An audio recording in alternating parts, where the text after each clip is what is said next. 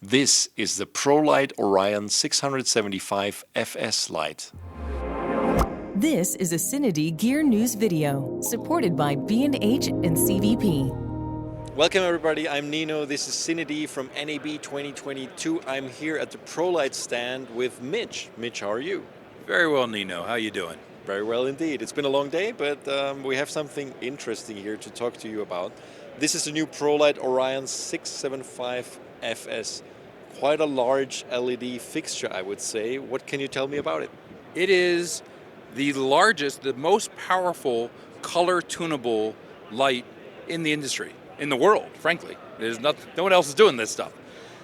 This is now our premier product. The FS stands for full spectrum, and there are no white LEDs in this light. This is RGBACL, red, green, blue, amber, cyan, and lime. Now we take those lights, imagine the color spectrum, and we've divided it into zones of the individual 6 different colors. What that does for you is that you get extreme accuracy because each LED only has to do its own zone, and so we're able to make the colors very, very accurate, but it also means a much better use of power. So you actually get more light out of this unit than you would get from another light that was a monocolor or a bicolor, because you're only asking it to do very specific things. Imagine if you had a regular bicolor light, and it was warm LEDs and cool LEDs. That's how they're built. And when you're all the way on the warm side, the cool ones are either very, very dim or just turned off. And you go the other way, and those are either very, very dim or turned off. Well, in this, unless you're going for some extreme saturated special effect color, if you're going for regular colors, but it's just a different color temperature scale, and we have an extremely extended one, 1800K all the way up to 20,000K, at anywhere along that range, all 6 LEDs are always working, all 6 colors. And we just balance the different amounts. And in fact, each of those colors has range to go much more power than we do nominally at any given time. So we will always be using 675 watts of power. And that means we get much greater brightness out of this light than you would from a traditional type of LED light emitter system. So what's the big difference to RGBWW? RGBWW is a more limited color space. The way to think of it is this. The WW, that's a warm white and a cool white. So that's a bicolor light. That's what you're really looking at there. And then you've just added a red and a green and a blue.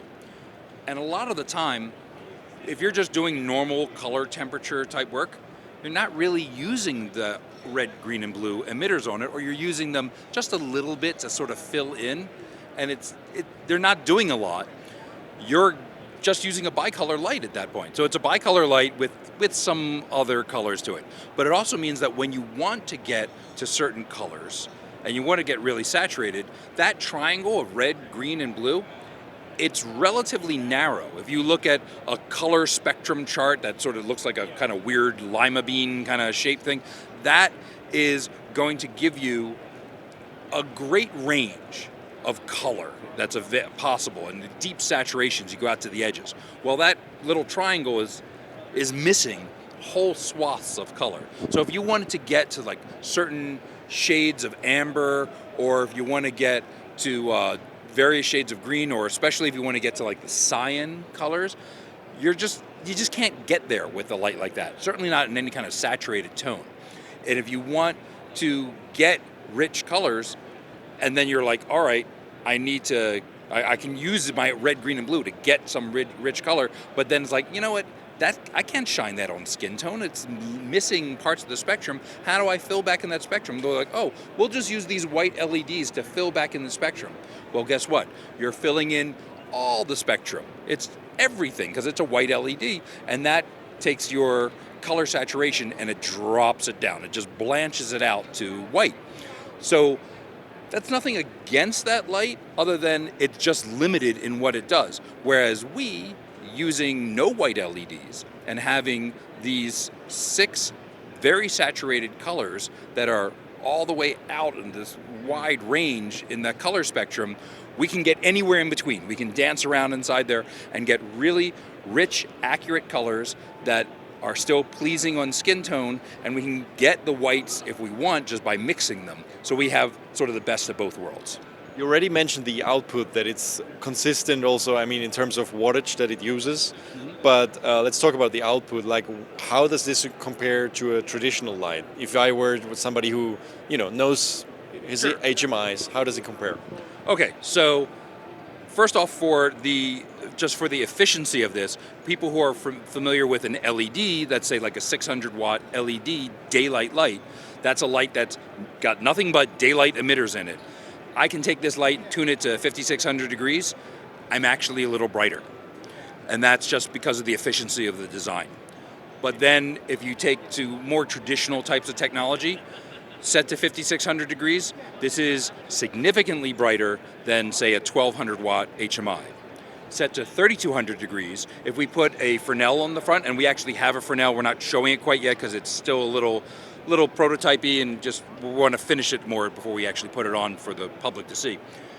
But if we put a Fresnel on and we set it to a beam angle to match, we are as bright as a 5000 watt, a 5K tungsten Fresnel, to a matching angles and such. So now you have a light that is, I mean, those are some pretty sweet spots, that very common light fixtures that you would use, but frankly, nobody really wants to use those anymore. They've been waiting for a proper replacement to them because, it's older technology, it has various issues, it generates a lot of heat, whatever many reasons you might not want to use that type of lighting technology anymore. We replace all of those. And we have other things that we replace as well, because there's a mode in here that we call gel emulation. And you set your light to either a 3200 base or a 5600 base, and then we have 330 some different Lee and Roscoe gels programmed into here. So it's the equivalent of the gel, and it doesn't make the light dimmer, it makes it bright, because these are additive, right? We add light to it as opposed to a gel, which is subtractive and it's going to take away light. So, for instance, like a deep blue. Deep blue, it's like if you look at like the gel charts, you look at what that is like 2% transmission or something, like hardly any light gets through the thing because it's just letting certain frequencies of rich blue get through. Your light, you need a huge light to get any kind of light really onto your subjects with it. Here, we're using a lot of our blue emitter, and then we use a little bit of the others to match out the color, and you get exactly the look you want, and you have some pretty good strength with it. So now you don't have to carry around a jelly roll. You just take diffusion with you, but you have all these different gels that are built into the light.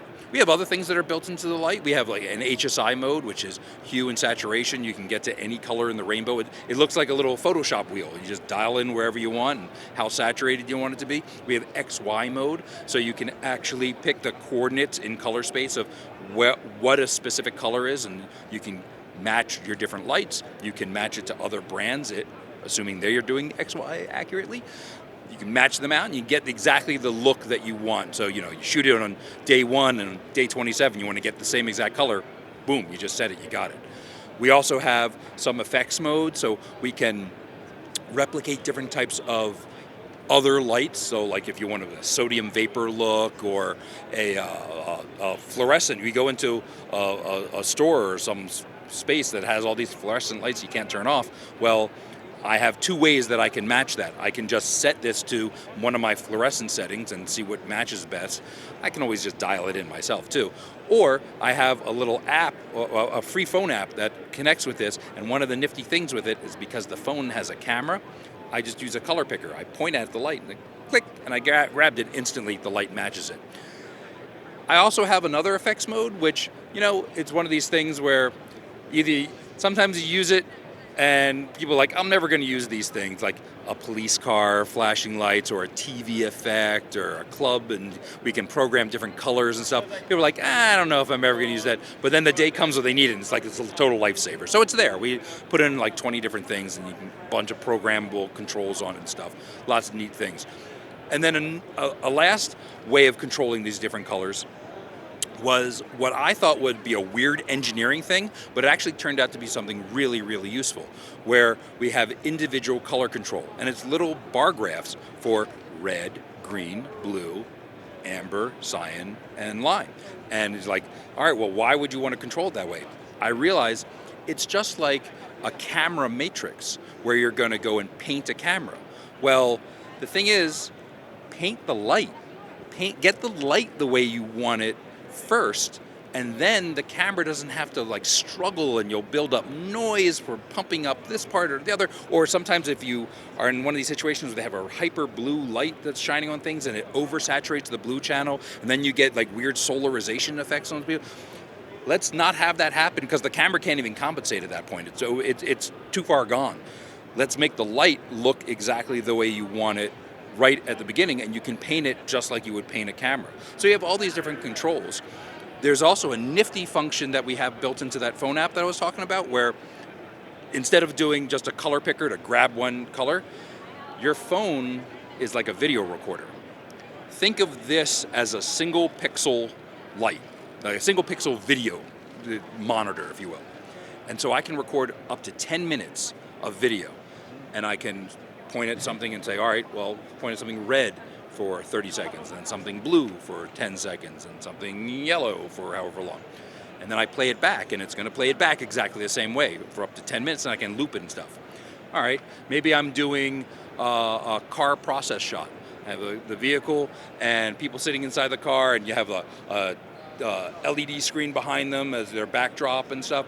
Maybe I'm here in Vegas doing the Vegas Strip at night, all the colors and stuff. Well, I could take my phone, point it at that monitor, record the different colors and such that are going on. I play that back.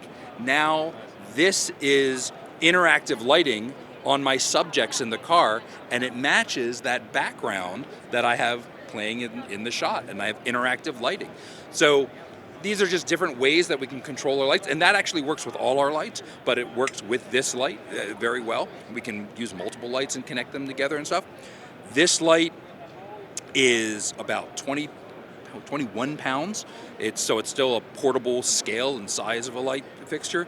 It has a very high IP rating, IPX5, which means that basically I can dump a bucket of water on it while it's running and it doesn't mind, it doesn't care, so I can be out anywhere. What you see here is the whole light. There's no separate ballast, as opposed to a lot of these lights that have to have a separate power supply, and then you have to worry about the cabling and how long that all is. This is an all-in-one unit, so it's complete right here. It still uses Bowen's mounts, so all the common accessories that are going to come with it, and that you'll be able to interact and stuff. And then we're making some special ones with Dado Lighting, where we have a technological partnership, so he's going to have some optical devices that are going to go on the front for special lensing. The light will ship with this 30-degree reflector as well as a 55-degree, which is a sort of a standard kind of range that you would have for it. And then we're going to make a Fresnel. You can get soft boxes we make, and a lantern, and various things. And it's Bowen, so there's tons of stuff that's available for it. This is going to sell for $34.95, and we have a special introductory price where if you buy it before, and these are U.S. prices, but we also have similar deals in Europe and elsewhere. If you buy before June 1st, then the price is only $27.95. That's 20% discount. And honestly, this light should be selling for twice as much, but it's a heck of a deal at that point. And this will be shipping, we're looking at September as when we're going to be shipping. I can't control the world around me. There's a lot of things happening on the planet right now, but all things go as we expect. This will be shipping in September. Well, thank you, Mitch. That was very comprehensive. I didn't actually get to ask the questions because you knew the answers before I asked. So yeah. This light was designed to answer everybody's requests.